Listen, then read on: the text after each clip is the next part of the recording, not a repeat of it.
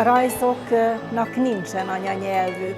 Kresby nemajú materinský jazyk. Detské kresby hovoria jedným jazykom a je úžasné vidieť, že v tomto rozmanitom svete z 12 krajín deti predsa len vidia svet podobne.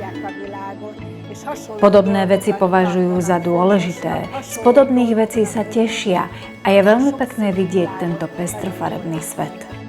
Volám sa Michal Mondočko, rád kreslím žirafy, domčeky, les, veľmi sa teším.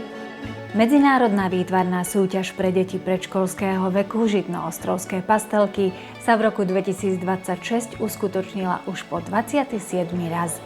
Do súťaže prišlo 2653 výtvarných prác z 12 krajín Európy a Ázie, ktoré opäť potvrdili výnimočnú tvorivosť najmladších umelcov. Slávnostné odovzdávanie cien a vernisáž výstavy predstavili verejnosti najúspešnejšie diela tohto ročníka. Musím povedať, že tento rok je podľa mňa úroveň veľmi, veľmi vysoká. Čo sa týka aj práce pedagógov alebo pani učiteľiek v škôlkach, naozaj vidno tú systematickú prácu, že s nimi pracujú, že tie práce sú dotiahnuté, že majú humor, že majú príbeh a tak ďalej. Je to vlastne tematicky zostavená výstava podľa toho, aké témy sa v tých detských prácach opakovali a čo deti zaujímalo, čo je tiež tiež zaujímavý výskum kurátorský. Hej. Pre mňa osobne je také najväčšie posolstvo tých detských prác v autenticite, ktorú my dospelí často strácame v bežnom živote, a potom vo fantázii a v kreativite. Lebo tá kreativita je vždy o hľadaní nejakých nových riešení, o hľadaní spôsobu, akým sa vyjadriť alebo nájsť ten správny spôsob.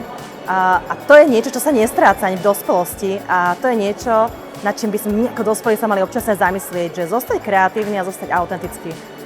Ukazujú možnosti, akým sa dá zobrazovať úplne jednoducho a pragmaticky, napríklad tým, že ukážu žiakom rôzne výtvarné spôsoby vyjadrovania sa, rôzne výtvarné materiály.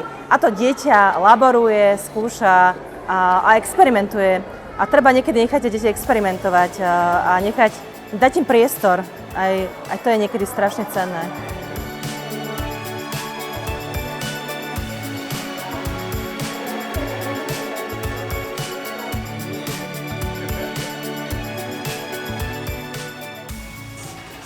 Pre nás je to vždy veľká radosť, už len preto, že pre každého človeka je najdôležitejšie jeho vlastné dieťa.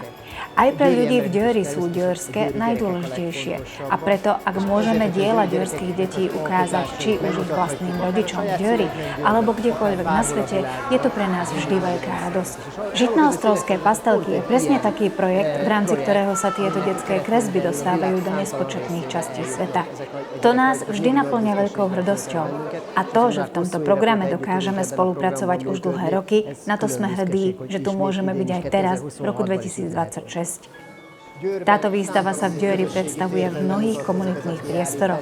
Győrskí rodičia ju vždy vítajú s veľkou radosťou a obyvatelia Győru vždy radi vidia tieto krásne farebné obrázky, ktoré otvárajú okno do sveta detí. A ja odchádzam domov s množstvom pozitívnych zážitkov a rád vezmem na tieto výstavy aj svoje vlastné deti, aby som im ukázal: pozrite sa, toto je kresba škôlkara z Győru, ale vedľa nej je krásna kresba dieťaťa z Bratislavy, z Ilavy alebo z Turecka a sú úplne rovnaké. Ukazujeme tým, že podstatou tohto prepojenia je podľa mňa to, že všetci sme ľudia a duša každého dieťaťa je rovnako zázračná. To je podľa mňa to najdôležitejšie posolstvo. Môžem im odkázať len to, aby zostali takíto. Nech zostanú takýto úprimní, takýto farební a takýto otvorení svetu. Pretože ak takýto zostanú aj v dospelosti, tak také budú aj ich deti. A o nejaký čas bude tento svet oveľa krajším a lepším miestom. Rendkívül nagy megtiszteltetés. Je pre mňa mimoriadne veľkou cťou, že som sa v tomto roku mohla už po druhýkrát podieľať na organizácii aj porotovaní medzinárodnej výtvarnej súťaže Žitnoostrovské pastelky. Veľmi ma teší, že sa znásobil počet detí, ktoré do tejto súťaže kreslia. Z Dioru sme tento rok poslali viac ako 140 kresieb. Naše pani učiteľky v škôlkach sú nesmierne nadšené, obzvlášť preto, že vedia, že Dunajská Streda a Dior sú družobné mestá. Sú veľmi radí, že si kresby môžu pozrieť aj priamo v Diori. V minulom roku bola výstava dokonca aj na plote jednej materskej školy. Pracujem na oddelení Mestského úradu, ktoré je zriaďovateľom týchto inštitúcií a pod nás spadajú práve diorské materské školy. Máme 35 samosprávnych škôlok a tie sa tejto súťaže naozaj vo veľkom počte zúčastňujú. Dúfam, že to bude pokračovať a budeme súčasťou tohto zážitku aj budúci rok.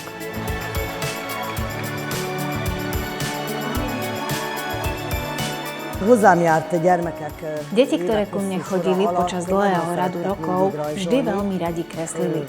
Vonku v prírode sme všetko pozorne sledovali, aby nekreslili len to, čo im človek povie alebo ukáže. Zúčastňujeme sa už viac ako 20 rokov a viac ako 20 rokov sme boli aj ocenení. Naše práce boli vystavené. Dunajská Streda nás poctila tým, že ocenené alebo vystavené obrazy priniesla do Veľkého Medera, kde sme sa v rámci krátkeho programu mohli poďakovať aj za vašu prácu. Nuž, toto je fantastické, obrovské a veľkolepé podujatie v každom ohľade, kvalite aj v prejavenej láske.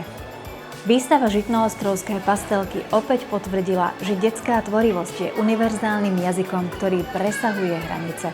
V tisícoch výtvarných prác sa odráža nielen talent, ale aj citlivosť, zvedavosť a otvorenosť voči svetu. Spoločné úsilie organizátorov, pedagógov a podporovateľov umožňuje, aby táto farebná tradícia každým rokom ďalej rástla a rozvíjala sa.